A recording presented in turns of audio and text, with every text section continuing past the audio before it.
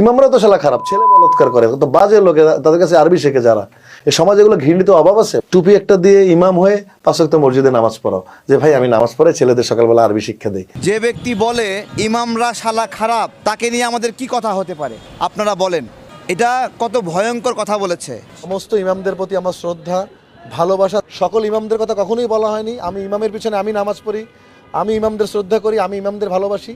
আমি সকল ইমামদের প্রতি আমি শ্রদ্ধা রেখে বলছি ভালো। আমরা যখন বলেছি এই জায়েদ খান এখনো সময় আছে, তুমি সিনেমার নায়ক না কোন দেশের নায়ক ওইটা আমরা বুঝি না। এদেশের আলেমদের বিরুদ্ধে কোনো কথা বললে, ইমামদের বিরুদ্ধে বাজে মন্তব্য করলে 2 সেকেন্ড সময় লাগবে না তোমার মতো নায়ককে বাংলাদেশ ছাড়া করতে। কথা বলেন ঠিক কিনা? সম্মানিত দর্শক, ইতিমধ্যে জায়েদ খান যে কাজটি করেছে, ইমাম শালারা খারাপ বলেছে, ইতিমধ্যে সেটার মধ্যে কোনো কাটছিট নয়, বরঞ্চ এটা স্পষ্টভাবে লাইভ সহকারে তার প্রচার করা হয়েছে। স্পষ্ট তিনি সে বক্তব্যটি দিয়েছেন, তার মধ্যে কোনো কাটছিট করেনি। কিন্তু সে মিডিয়াকে দোষ দিচ্ছে যে মিডিয়ারা এমন করেছে, আমি এমনটি বলিনি। তার মুখ থেকে আমরা সেই কথাগুলি শুরু থেকে শুনেছি এবং এখন আমরা বিশ্লেষণ করলে বোঝা যায় যে এই কথাটি অবশ্যই কোনো কাটছিট হতে পারে না, যেটা তার মুখ থেকে স্পষ্টভাবে প্রকাশিত হয়েছে। এখন সে বলছে সেগুলো কাটছিট হচ্ছে। ইমামরা তো শালা খারাপ, ছেলে বলৎকার করে, তো বাজে লোকে, তাদের কাছে আরবি শেখে যারা।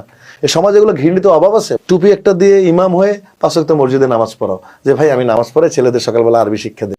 জায়েদ খান সে কিন্তু রীতিমতো এইগুলা নেগেটিভ বিষয় নিয়েই কিন্তু ইতিমধ্যে ভাইরাল ইস্যুতে সে রয়েছে।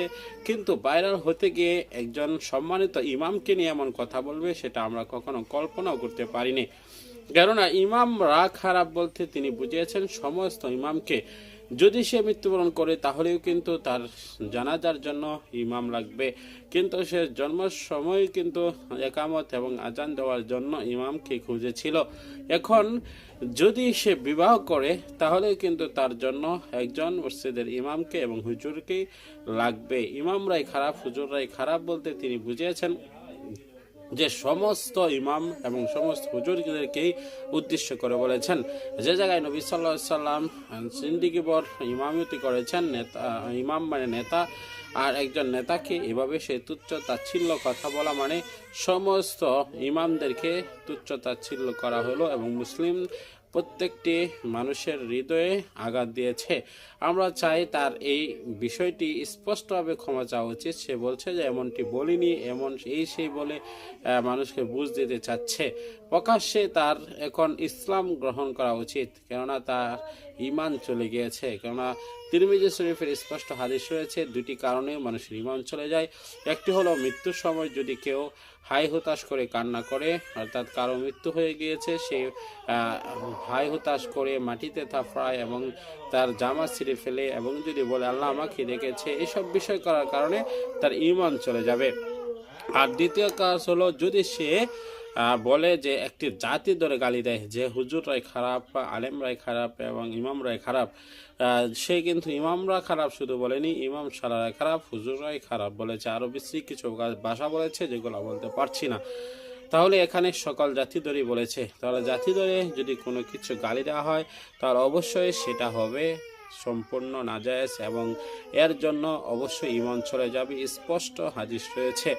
আমরা ইতিমধ্যে এই জায়েদ খানকে অনেক ভুল করতে শুনেছি এবং ক্ষমা চাইতে দেখেছি, কিন্তু এটার জন্য সর্বোচ্চ ক্ষমা চাইতে হবে এবং কোনো বাহানা করা যাবে না। সে স্পষ্ট এই কথা বলেছে এবং নতুন করে তার ঈমান এনে মুসলমান হতে হবে।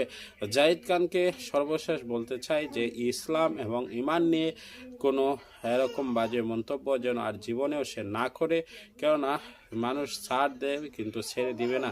তাকে ছাড় দিয়েছে বললে একেবারে তাকে ছেড়ে দিবে এমনটি সে ভাবলে চরম ভুল হবে এবং অপমান হবে। সে নিপুণ চৌধুরী অথবা চলচ্চিত্রের যে কাউকে সে অবহেলা করতে পারে, কিন্তু একজন সুনামধন্য ইমাম এবং হাফেজ আলেমদেরকে নিয়ে সে কথা বলতে পারে না, তার সেটা অধিকার নেই। সম্মানিত দর্শকমণ্ডলী, সকলে এই ভিডিওটি ছড়িয়ে দিবেন এবং জায়েদ খান পর্যন্ত পৌঁছে দিবেন। দেখা হচ্ছে পরবর্তী ভিডিওতে। আসসালামু আলাইকুম।